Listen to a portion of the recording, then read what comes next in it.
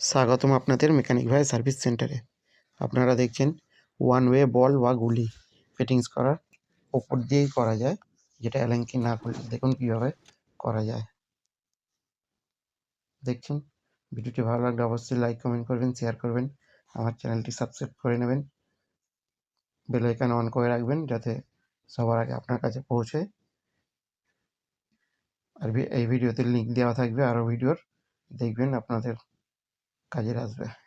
তো গুলি ফিটিংস হয়ে গেলে গ্রিস করার পরে পেনিয়ামটাও লাগিয়ে নেবেন। পেনিয়াম সমেত ম্যাগনেটটি ফিটিংস করতে খুবই সুবিধা হয়।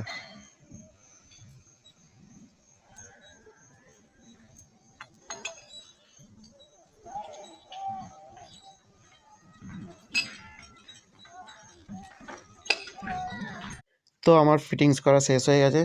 ভিডিওটি দেখার জন্য ধন্যবাদ। ততক্ষণ ভালো থাকুন, সুস্থ থাকুন। পরের ভিডিও